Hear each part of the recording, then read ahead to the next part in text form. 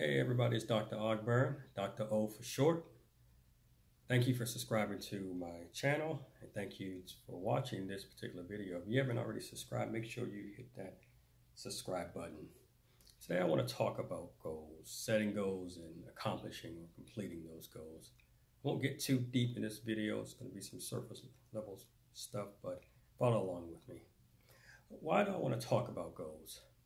Too often have I had conversations with people who told me of their goals, their dreams, their desires in life, short-term, long-term goals and dreams, yet too many of them hadn't even started yet or didn't make significant progress toward their goal. I've heard a lot of different responses, such as I still have time, I'm going to start in the spring or the summer. One of my favorite is, I'm going to start that on Monday. If it's a diet, I'm going to call on Monday. It's just a lot of different reasons that they give me. And I tell them, like I'm telling you all now, is you don't want to have regrets in life. There are a lot of regrets in graveyards. You don't want that dash on your tombstone to be filled with a whole bunch of regrets. I ask them, what's wrong with starting right now? Why do you have to wait until Monday? Why do you have to wait until the summer? So as conversations continue on, I ask them, well, what are you doing right now to reach that goal? And they come up with one reason after another. Like I hadn't had time to call yet. I hadn't had time to research it. Granted, a lot of these conversations, we were kicking it. We were just hanging out, watching TV, playing ball, whatever we were doing. So I just always wondered, why does it seem like if you don't want to do something, one excuse is as good as another? It's going to confirm and make you not appear as you're lazy. They've given me other reasons as well, but those are the most notable ones. So let's talk about goals. What are goals? There are many ways to define goals, but a simple definition comes from Merriam-Webster, which defines goals as the end toward which effort is directed. In other words, a goal is something you intentionally set out to accomplish.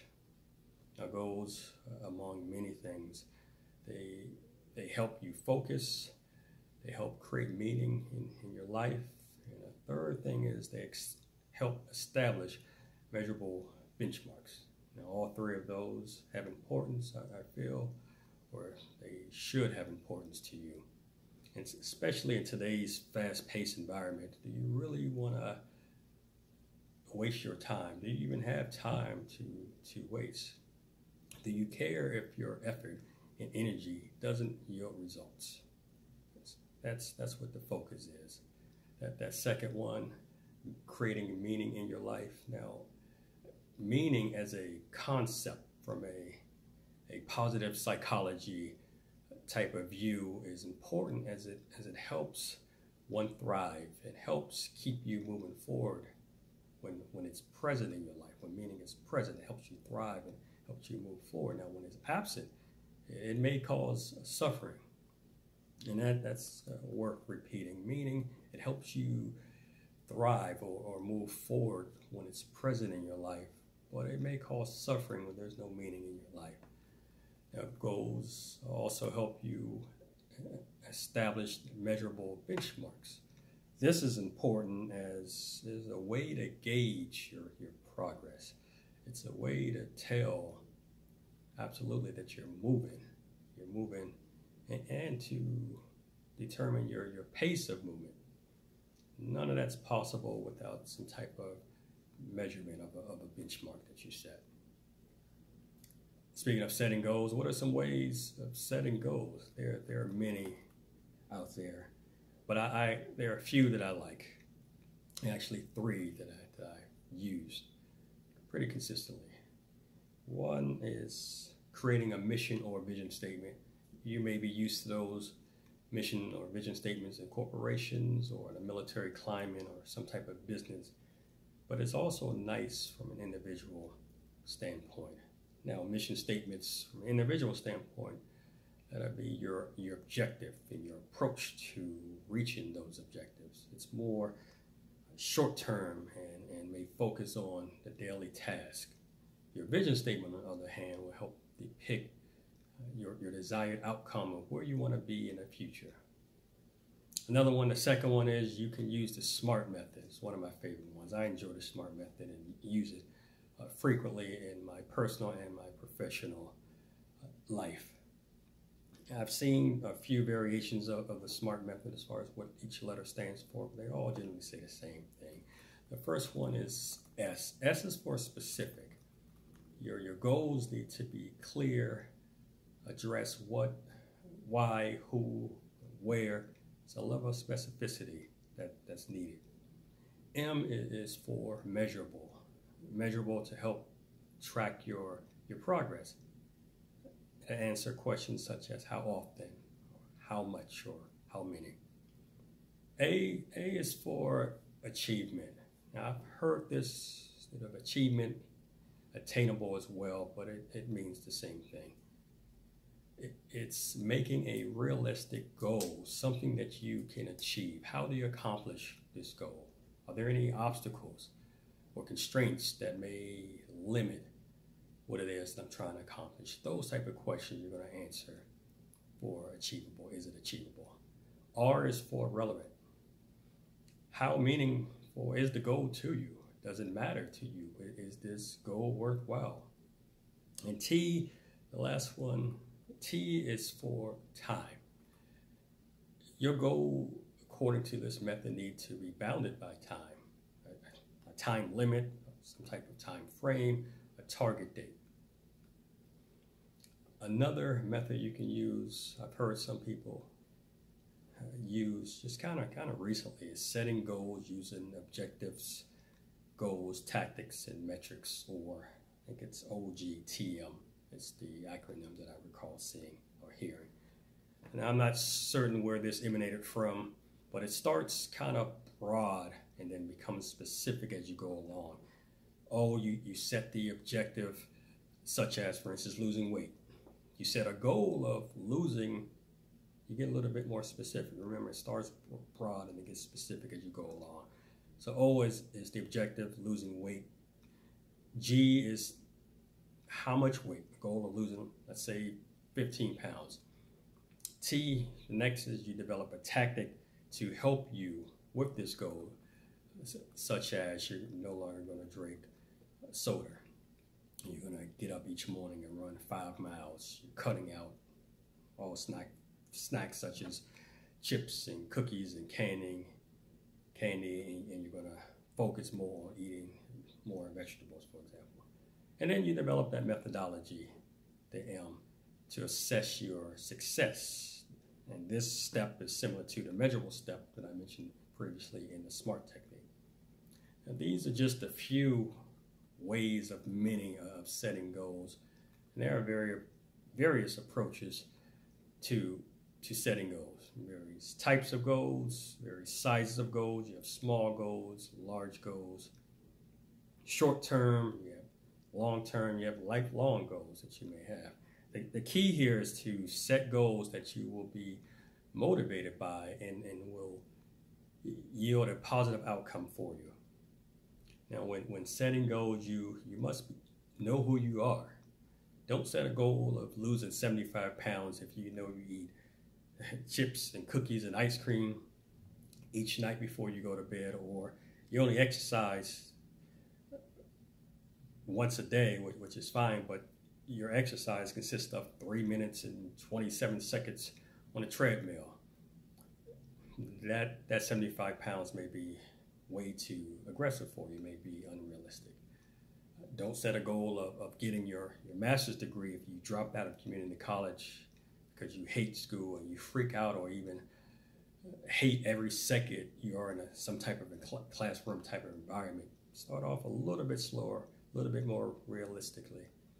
Instead of a 75-pound goal, set your goal a little smaller, such as with 15 or 20 pounds. Instead of a master's degree, try a specialized certificate first.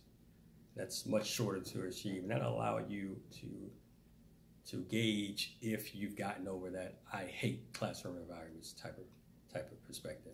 You can always set new goals after you meet your first goal. Remember, a key point in setting goals is to set realistic goals. If you set your goals too high, you may get discouraged and move slower or stop altogether. You probably know yourself better than anyone. Now, are you the type that will get discouraged if you don't meet a goal? And if so, set goals that are more reasonable for you. However, don't shy away or avoid goals that will challenge you or cause you to do something different than you are used to. After all, it's a different responses, different results. You've probably heard that. Different responses, different results.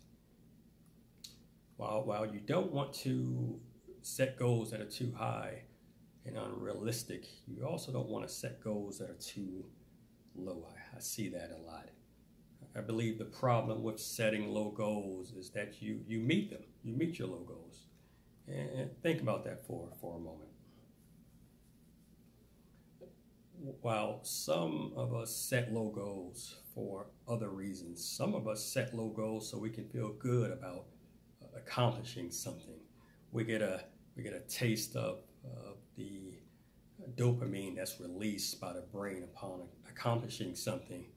And we get hooked, so we continue to set low goals just so we can get that taste of that dopamine, just so we can say that we accomplished something. And you got to realize, folks, that you're better than that. You're able to do more than continuing to set and meet low goals. Now, while there isn't anything wrong, and I need to clarify, there isn't anything wrong with setting small goals. Those goals should be meaningful for you. They should be impactful and not just for the sake of being able to say, at least I did something. It's wise to set the small goal to catapult you to setting bigger goals. Now, while nobody can tell you what's big or small when it comes to your goals, you should stay away from those goals that are bordering on insignificant to you. And you're the only one that know if it's insignificant or not. Make sure the goal is worthy of your effort. You are worth it. You have to remember that you're worth it. So your goal has to be worthy of your effort. Setting small goals can create complacency in that you may continue to set and meet those small goals without striving for larger goals. You get comfortable in setting and meeting those small goals, which again is okay as long as it's part of a grander plan. If a goal is too small or not worth the effort, then you may not do what it takes to be as motivated, be as persistent to complete the goal. Now, when setting goals, make sure you account for all the steps that are involved. It's easy to focus on the outcome, the end result of your goal, and also easy to miss some of the steps along the way because you're more focused on the outcome of the goal. And there's nothing wrong with looking at the big picture. That's always nice to do. But you're going to want to do it only if you're looking at the individual pieces of that, like a puzzle, that make up the big picture. So your action plan should be very thorough.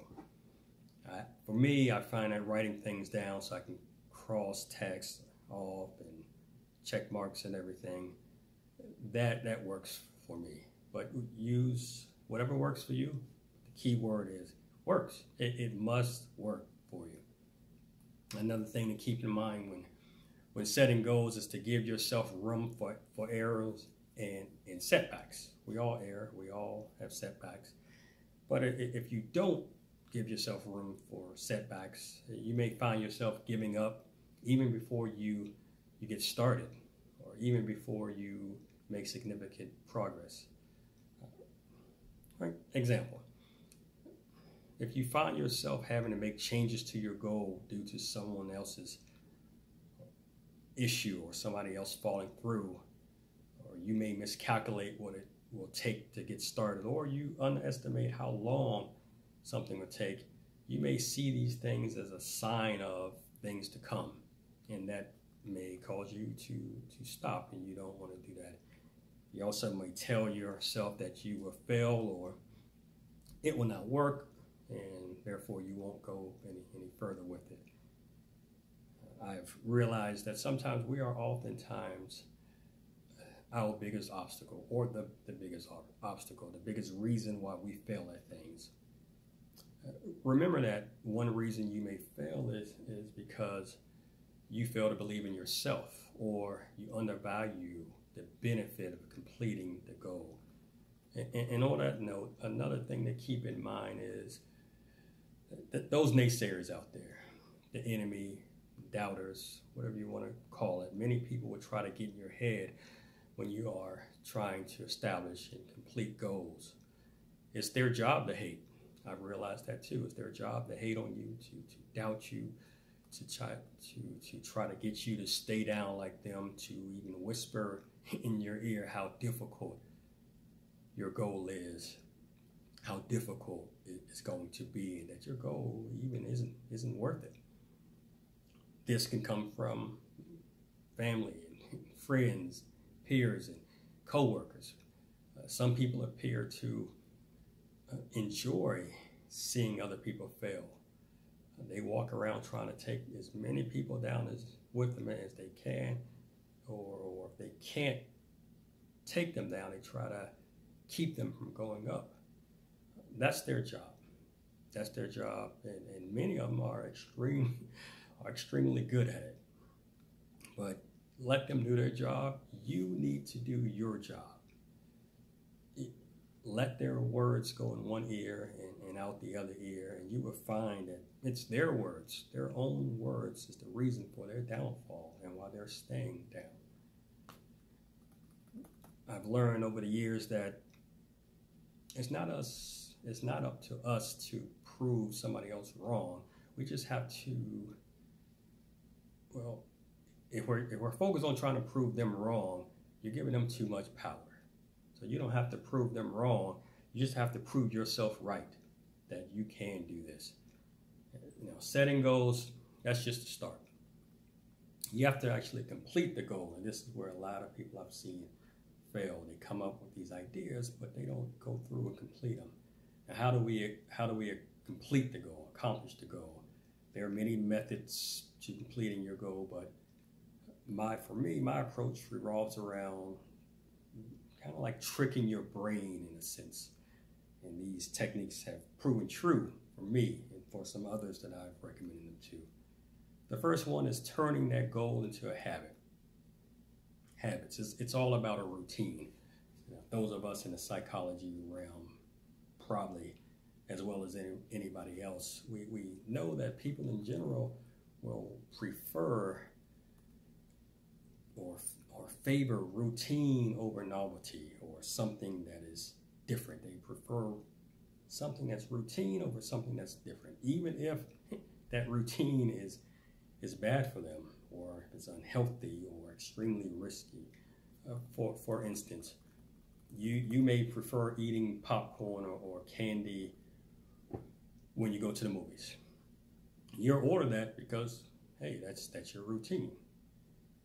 You may even order that if you just finished eating, you ate at a restaurant right before you ate at home. You're not even that hungry, or you're not hungry at all. You're completely full. Why? Because that's your routine. You'll even eat the popcorn if it's over or it tastes stale, has too much salt or butter on it. You'll still eat it because that is your routine. There are some others that I've seen people do.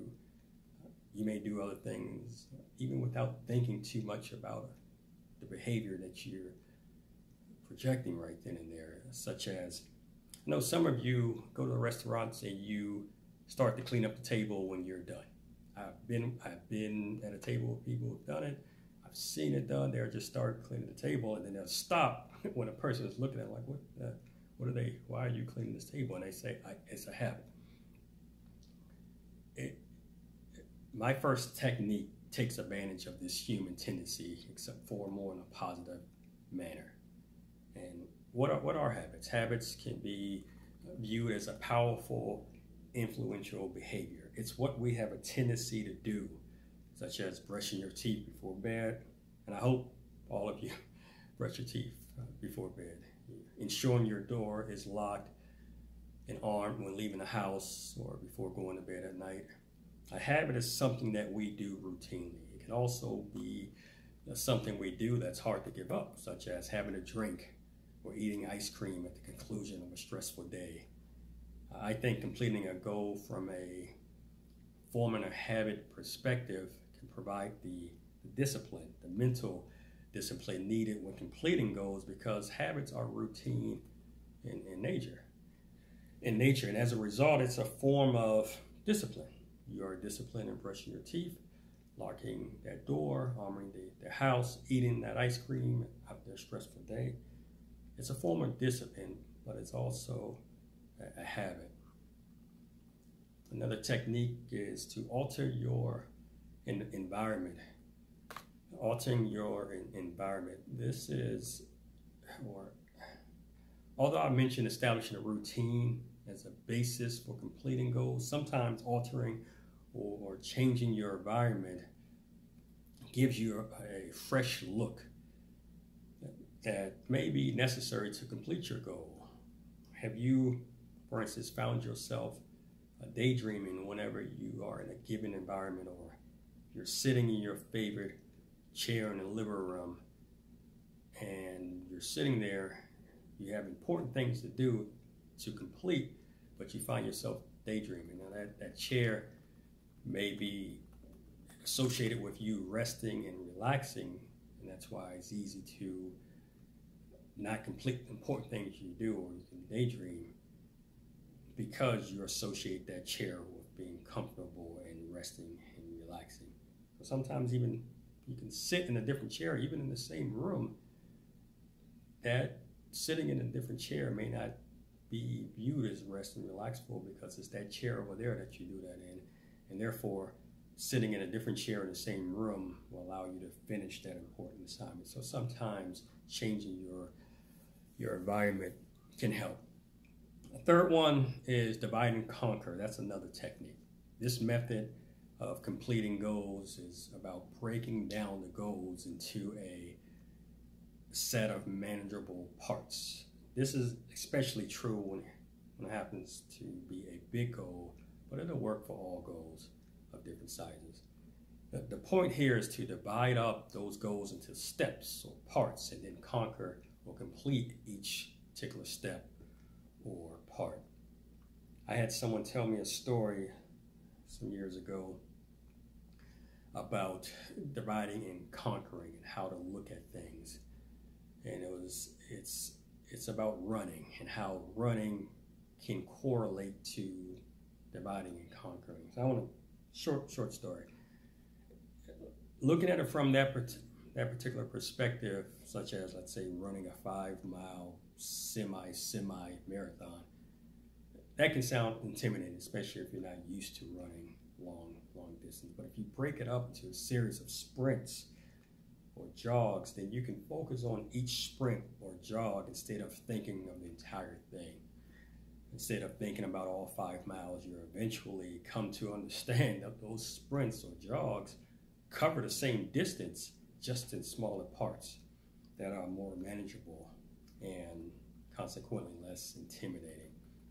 If you divide the goal into smaller and manageable parts, you'll also be able to create goals into actionable parts that will make it easier for you to, 1, manage your progress, and 2, help ensure you're steadily taking steps toward completing your goal.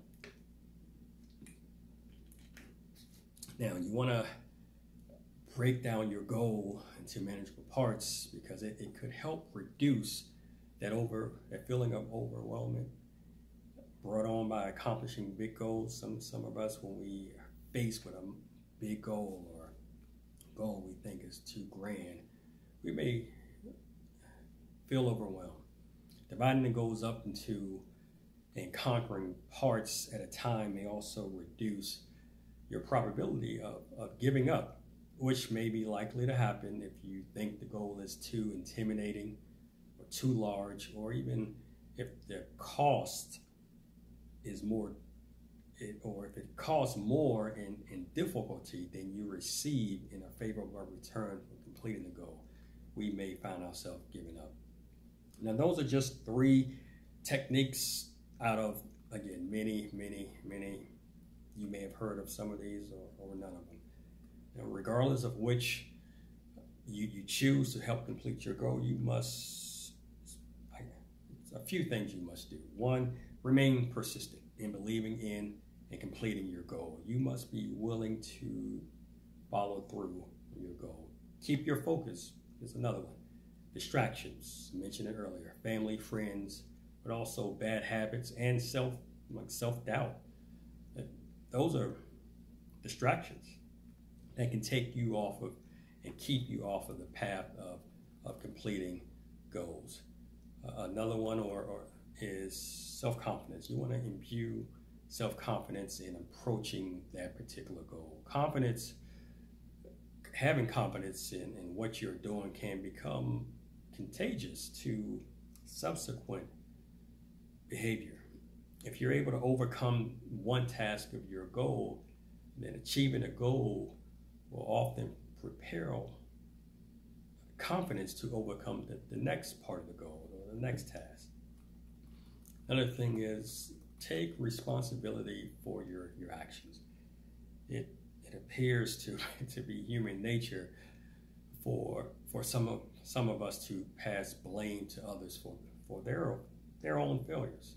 They blame the man, the system. They blame someone or something else because they don't like to look in the mirror and see failure. And I get that, but if you fail at it, own it. And the failure is just temporary. Your decision, if you ultimately are the one who makes a decision, that entire outcome is yours.